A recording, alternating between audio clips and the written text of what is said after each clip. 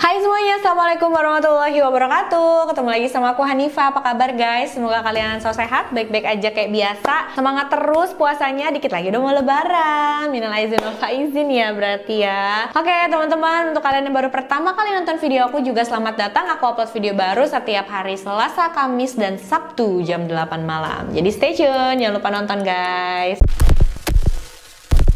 Kisah hari ini bener-bener bikin kagum banget loh teman-teman. Kalian udah pernah nonton belum sih film Hollywood terbaru yang berjudul Blue Miracle? Kalau belum, cepet-cepet nonton deh, itu recommended banget filmnya guys. Dan ternyata film Blue Miracle ini terinspirasi dari kisah nyata. Aku pun setelah nonton filmnya langsung cari-cari kan kisah aslinya kayak apa sih. Dan ternyata menarik banget, makanya hari ini aku mau sharing juga sama kalian. Dan memang ya, namanya juga film, walaupun berdasarkan kisah nyata, tapi kejadian di film yang diceritakan di film itu banyak juga yang berbeda ternyata dengan kisah aslinya. Inti ceritanya sih tentang perjuangan sebuah panti asuhan di Meksiko dan juga anak yatim piatu di dalamnya. Mereka bareng-bareng nih harus ikutan satu kompetisi. Kalau menang mereka bisa menyelamatkan panti asuhannya. Nah, kira-kira berhasil nggak ya mereka? Langsung aja yuk kita bahas.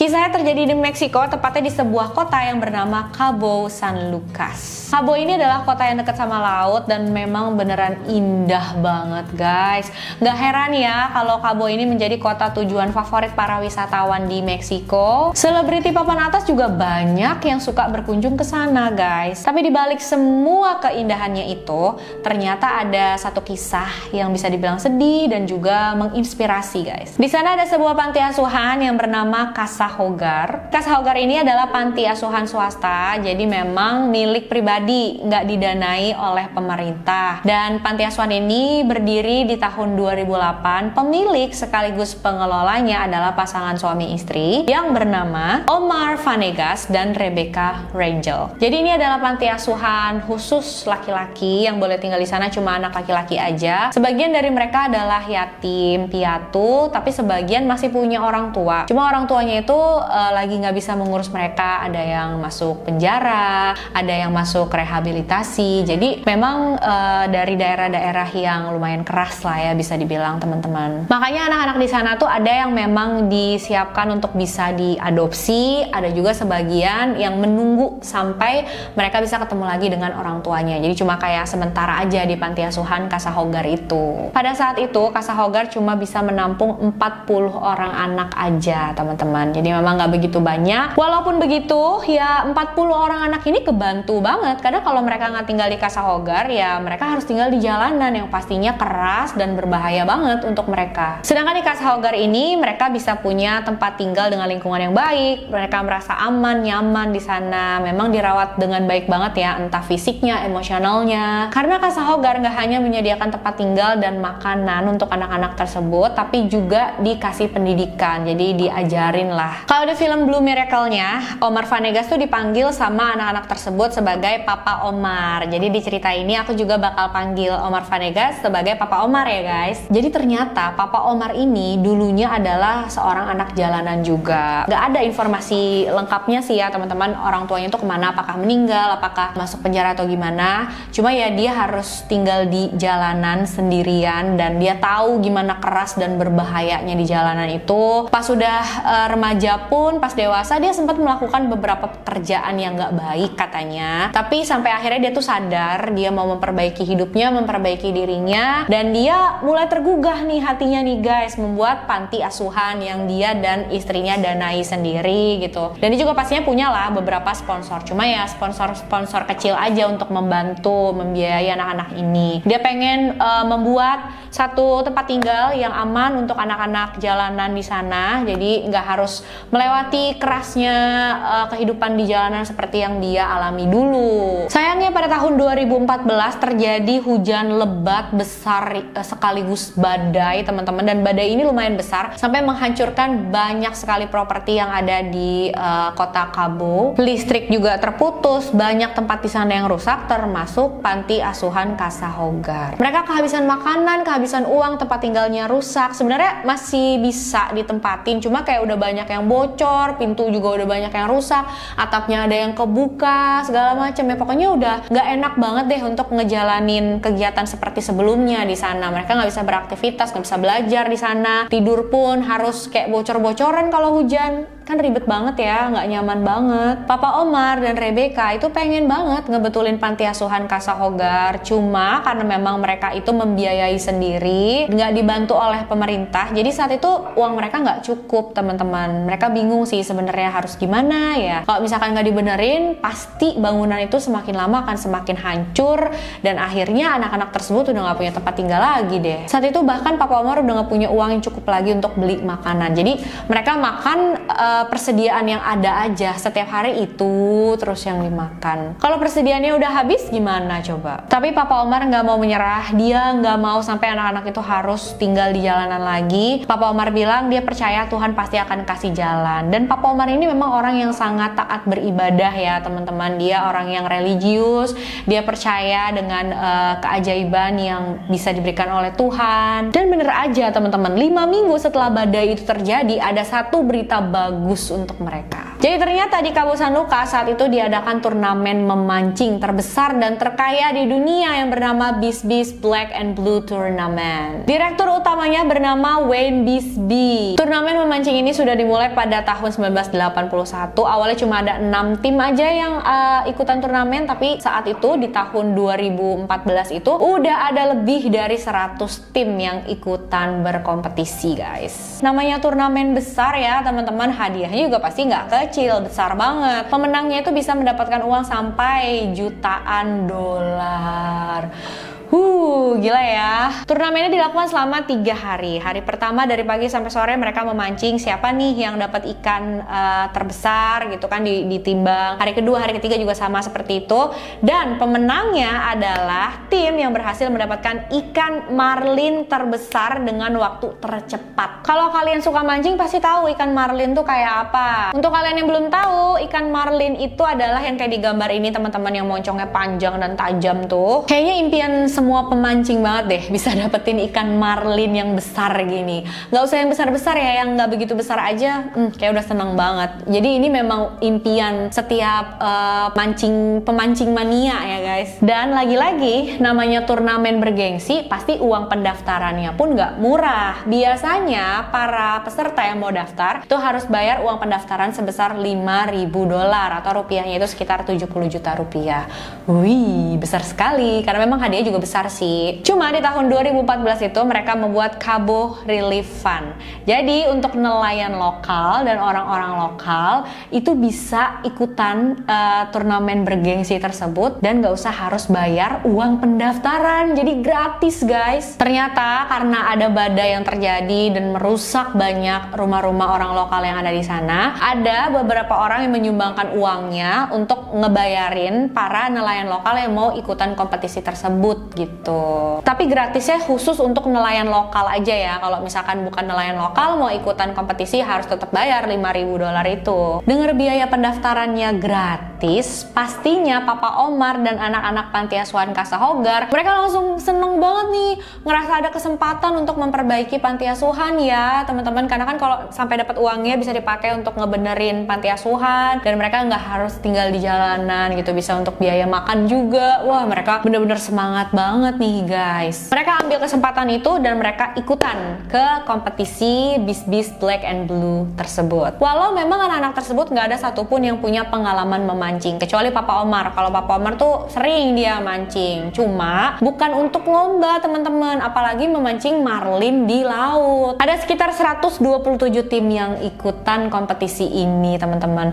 Tapi sayang banget ya, beberapa hari sebelum kompetisi itu dimulai, Papa Omar mengalami kecelakaan mobil yang lumayan parah. Jadi tangannya itu sakit, kakinya itu juga sakit. Cuma Papa Omar nggak mau menyerah, dia bilang nggak apa-apa, nggak boleh putus asa, harus tetap semangat karena dia tahu Katanya, aku kutip dari omongannya dia teman-teman, Tuhan memastikan saya berada di turnamen. Tuhan selalu memberikan berkatnya secara utuh. Dia tidak pernah memberikan hanya separuh. Ya intinya Papa Omar ini percaya kalau Tuhan akan bantu. Dan alhamdulillah ya teman-teman, Papa Omar keadaannya membaik, jadi dia bisa tetap ikutan turnamen. Tim mereka terdiri dari 10 orang, 8 diantaranya adalah anak-anak dari panti asuhan, sedangkan 2 ini Papa Omar dan kapten sekaligus pemilik kapalnya. Kapal yang mereka pakai untuk kompetisi ini bernama Mucho Bueno. Kalau dilihat ya teman-teman, kapalnya ini bagus keadaannya, nggak seperti di film. Kalau di filmnya itu kan kapalnya lusuh, terus kayak kapal lama yang udah nggak kerawat gitu ya. Sedangkan aslinya kapalnya itu bagus karena pemilik sekaligus kapten di kapal tersebut bernama Ernie Casio. Dia itu adalah penduduk lokal Cabo San Lucas, dan di sana dia punya bisnis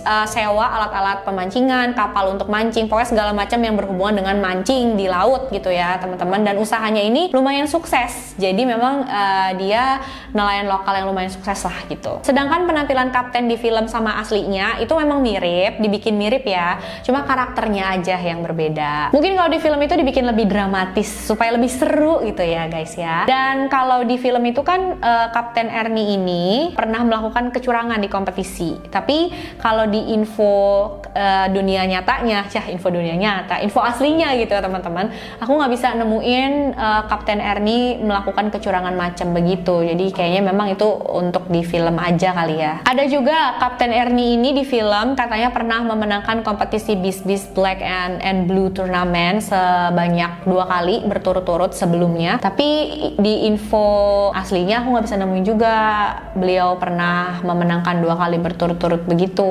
Kalau dari segi pengalaman kayaknya tim Papa Omar ini emang nggak punya kesempatan banget. Secara 8 orang anak panti asuhan itu nggak punya pengalaman memancing sama sekali. Papa Omar juga cuma sekali-sekali doang. Dan Kapten Ernie walaupun dia memancing, tapi udah lama juga katanya dia saat itu nggak memancing. Jadi dia sendirian, sedangkan yang lain yang nggak punya pengalaman, ya udah yang diharapkan cuma Kapten Ernie ini doang guys untuk membimbing 9 orang lainnya. Dan untungnya Kapten Ernie itu menjadi kapten yang baik ya, karena dia bisa membuat tim bekerja sama dengan baik. Kompetisi dimulai pada bulan Oktober 2014. Di hari pertama kompetisi, sayangnya tim Casahogar gagal mendapatkan ikan Blue Marlin. Dan memang untuk ikan Blue Marlin itu kabarnya ya susah banget buat ditangkap. Kalaupun kailnya udah masuk ke mulut ikannya, belum tentu bisa ketarik sampai ke kapal gitu guys. Makanya di hari pertama itu cuma ada 1 tim aja yang berhasil mendapatkan ikan Blue Marlin. Cuma ya tim Casahogar nggak boleh putus asa, mereka harus tetap semangat dan percaya kalau mereka bisa. Dan ternyata di hari kedua keberuntungan tuh bener-bener bersama mereka guys, karena tanpa disangka-sangka kail mereka tuh dicaplok sama ikan Blue Marlin. Seneng banget, happy langsung. Dan pas diintip-intip ternyata itu ada biru-birunya. Wah, ikan Blue Marlin guys, mereka seneng banget. Tapi walaupun kail mereka udah dicaplok tuh sama ikannya, kayak yang aku bilang tadi nggak gampang ya untuk narik ikannya sampai ke kapal mereka. Dan kalian tahu gak sih berapa lama yang dibutuhkan Papa Omar sampai ikannya bener-bener ketarik? 43 menit guys. Kayak gini aja tuh, hampir 1 jam dong. Aduh, bekonde deh itu tangannya guys. Kayaknya abis itu Papa Omar langsung jadi Popeye, besar langsung tangannya. Itu lama banget ya. Emang ikannya besar banget. Berapa kilo yang mereka dapat ikannya itu? 174 kilogram guys. 3 orang lebih ya itu ya. 3 manusia lebih disatuin jadi segitu, 174 kilogram. Wajar aja ya Papa Omar nariknya sampai 43 menit. Dan memang nariknya itu harus 1 orang aja guys, nggak boleh ganti-gantian. Jadi kalau misalkan pertama udah Papa Omar yang narik, ya udah Papa Omar terus. Untungnya saat itu Papa Omar dibimbing sama Kapten Ernie, jadi dikasih tahu kapan harus narik, kapan harus ngulur, kapan harus kenceng, kapan harus kendor, kayak gitu. Kapan harus bergerak begini atau harus apa, pokoknya dibimbing lah sebaik mungkin sama Kapten Ernie dan berhasil.